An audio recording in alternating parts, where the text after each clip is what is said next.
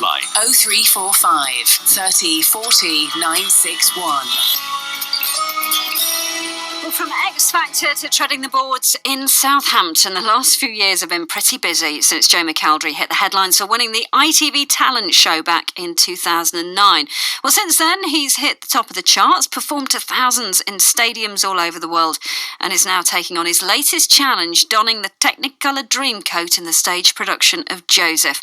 The UK tour concludes at Southampton's Mayflower this week, and Joe popped in to see me earlier today to tell me more about the show and the tour. It's been amazing. Like, the reaction to the show has been so positive. The reviews have been fantastic, and I've genuinely I knew I was going to enjoy it, but I kind of didn't think I would enjoy it as much as I have, which is great to leave a tour at the end, because, you know, they're quite grueling, you know, a lot, like any tour that I do, the schedules are normally quite grueling, and it's always wonderful if you leave it at the end and you don't actually want it to end, and that's how I feel. I'm kind of like, oh, I could have a couple of days off and sleep and then do another 8 or 9 weeks, so it's quite sad, but it's been amazing. It's been really positive. How did you prepare for it? Because, as you said, you need a fair bit of stamina to do a musical theatre show, and you're doing 8 shows a week. 10. Is it 10 you're doing? 10 shows a week, yes. Crikey. 10 shows a week then? Yeah. And moving from city to city, town to town each week. Yeah. How do you get ready for that? I'm used to it. Like, I've always toured quite extensively, like, with me solo stuff. Yeah. And I've always done kind of like 4 or 5 shows a week, which is like an hour and a half to a 2-hour show. And it's just me on stage, so it's always quite intense vocally. And you're travelling to each place, so I'm kind of used to it in that sense. But with this, it's kind of, you're in a character, you're running off stage doing changes, you know, all of that kind of stuff is not, you know, I do changes in my show, but it's very different. Yes. It's a very different world to a pop concert to doing a musical theatre show. It's kind of, I keep fit and I exercise and stuff, but it's one of them things where if you just actually don't think about it, it kind of just happens. Yeah. And you just kind of, it's very psychological. You can kind of psych yourself out a bit and go, oh my God, I'm really tired. And before you know it, you get a bug and you're ill. Whereas if you kind of just plough through it and just be like, yep, having a great time, come on, next show, it's a bit like a military operation kind of thing, just like get on with it. And it's been fine. It's been really, you know, everybody's had kind of the odd bug here and there, which happens. Yeah. And then it goes around the entire company really quickly. Well, I'm really blatant about it. If somebody's ill, I'm like, don't touch us, don't speak to us, stay away until you've had it for 3 days, and then we'll know you're clear. And they're like, oh my God, you're so horrible. And I'm like, no, but I know what it's like. Once you get a bug on tour, it's so hard to get rid of it, because it's so hard to get back to being just healthy again. Yeah. So I'm like, wash me hands. Hi, nice to see you. Wash me hands. Cover you in antibacterial gel. Exactly. It's all backstage. They've got it all round the things. And if anyone's ill, everyone's like, as soon as they come off stage, washing their hands. It's like a hospital. 10 shows a week as well, though. Do you ever sort of have that Groundhog Day feeling where you're in the middle of, I don't know, close every door, thinking, I've already done this today? Is it yesterday? Is it tomorrow? Where am I? Well, we do 3 on a Saturday, and that's when, that's the one where you've really got to be switched on, because you start on a Saturday and everyone's like, oh, it's the last day of the week, like, it's exciting, you know, it's like our Friday. It's the weekend tomorrow, we've got 2 days off, and you're really excited for the first show. You get on for the second one, and it kind of hits you that, oh, this is not like the last show of the day. And then by the third one, your brain starts to go, oh my God, you're nearly finished now, relax.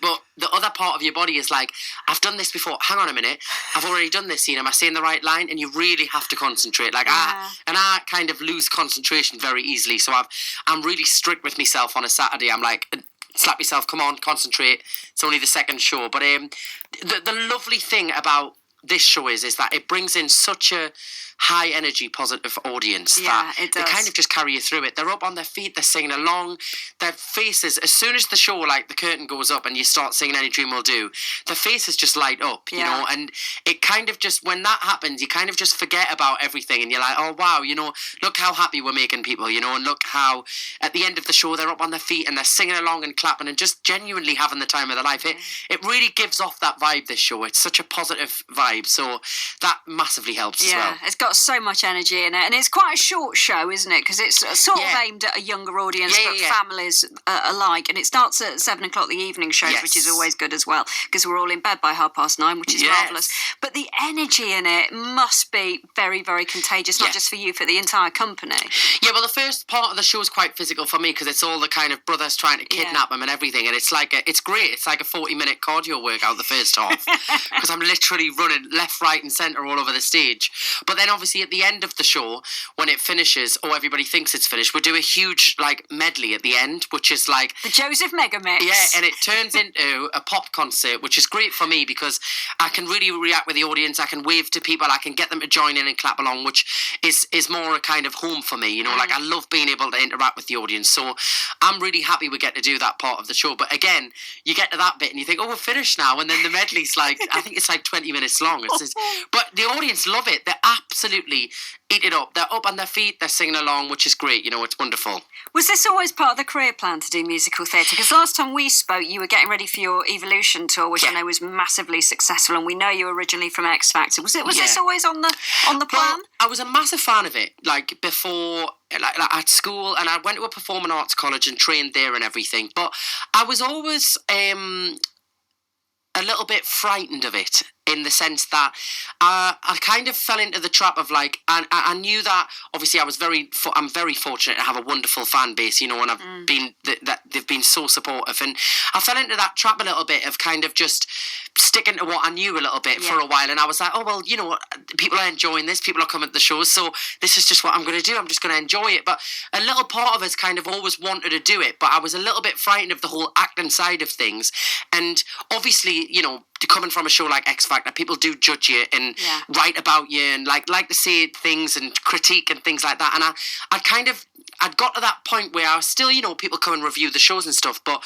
I was in a little bit of a safe place with it all. I was experienced in my field and I knew what I was doing. And then when I was asked to do it, I had that moment where I was like, shall I do it? Shall I not? And shall I put myself out there for more critique? You know, you're stepping into a whole different arena.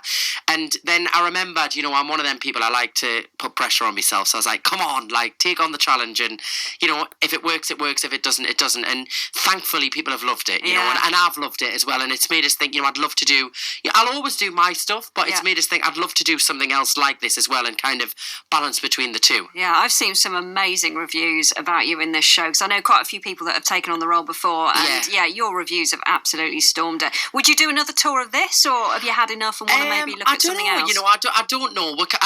I've really, really enjoyed it, so it's a case of just seeing what happens. You know, all of these things are like discussions that go on all the time, you know, and it all depends on my schedule and timings of things like that. If we could make it work, then I'd 100%, you know, I'd love to do a little bit of it again, because I think it would be fun. But we're not really at that stage yet, so we'll see what happens. You mentioned about being critiqued and the whole sorts of reviews, not just of your music, but also of your life. And you've been very much in the public arena since X Factor, and you publicly came out, and I've been looked at stuff in the newspapers the other week, and there were headlines about your weight. Oh, yeah. And I just, how do you deal with all that? I mean, you have to just take a bit of you've got to take it with a pinch of salt, and you do have to laugh at it. Yeah. You have to laugh at it. That must be so hard. It is. I used to find it really hard, and then I kind of just thought, it used to really stress us out in the first like year and a half, and I used to be like, well, that's not true, like that's really not. And then I got to a point where I kind of just was like, you're going to spend, if this is what I wanted to do for the rest of my life and job, and you know, and you have to understand that it's massively a part of, and it massively aids part of your career as well. You know, it's you can't do one without the other. So you can kind of sit and complain about it and be like, oh my God, it's terrible and woe is me. Or you can just be like, do you know what it is? They're going to write something anyways. Let them get on with it. And, you know, every now and again I'll get on Twitter and make a funny comment about it and just shut it down, you know, and that's kind of how I've always dealt with it. With the weight thing, I did that last year, you know, it was a bad angle of a photo, and they did this whole story about how I'd changed and from an 18-year-old. I was going to say, Yeah, that tends to be what happens. That's human biology. You do change as you grow up. And that's kind of what I did. I made a funny comment about it and just shut it down. I think that's just the way to deal with it. it's pointless fighting back stupid articles that don't really make sense. No, you dealt with it, and you deal with stuff in a very, very dignified way, and my hat goes off to you for that. So what's going to be next then after Joseph? Can we see you back in the charts soon? Yeah, well, I've kind of, everything album-wise has been on hold because of obviously this schedule, and I went You mean you can't write an album while you're doing 10 shows a week? What's wrong with you, man? Yeah, I mean, I'm not superhuman. No, I mean, I do still write, and then every now and again, if I have a day off, I always write songs, and when I can get in the studio, I do, But I actually have probably an album's worth of material now. Some recorded, some that isn't yet. And it's just a case of getting it all together, And I want to have time to promote it properly. I don't want to just put it out there and go, oh well, I'm now doing this now, and I can't really do that. To do an album successfully and properly, you have to have a clear at least 7 months in your diary to kind of commit to all of the, So it's not as plain and simple as just recording it and getting it out there. So it's definitely on the way. But when this finishes, I've got a little bit of a break, and then I go out on tour with my stuff. The Northern Light tour we're doing, which is going all the way around the UK. Oh, brilliant! And dates are on joemckelderryofficial.com. I'm going to be completely honest. I haven't even looked where I'm going yet. I know the few odd dates, but it's going to be a case of. What month does it start in? It starts in August with like a few warm-up shows, and then the bulk of it starts in October, and it goes right the way through November. Oh, you really don't get much of a break then, do you? I have the whole of September off. Okay. So I'm planning on chilling out and going on a few holidays then. But until then, I've got still full steam ahead at the minute. And what better way to end your tour of Joseph than in Southampton? Yeah, I haven't been in the venue yet, but they said it's incredible. Oh, it's lovely. Your dressing room, it's amazing. Well, I've got a bath in the dressing room. Yeah, bath in the dressing room. Yeah, it's the first time I've had a bath. Really? Yeah, I've never had a bath in the dressing room before. No bed, but a bath. I had a bed last week. Did you? We were in Milton Keynes last week, and when I got there was a fully made bed with sheets and everything. Fantastic. And I didn't even use it. I was going to say, didn't have time. 10 shows a week, you don't have time, do you? Joe, I'm looking forward to seeing the show tonight, and good luck with the tour. We will talk to you again soon. Thank you. Thanks. I can almost see it, that dream I'm dreaming, but there's a voice inside my head saying you'll never reach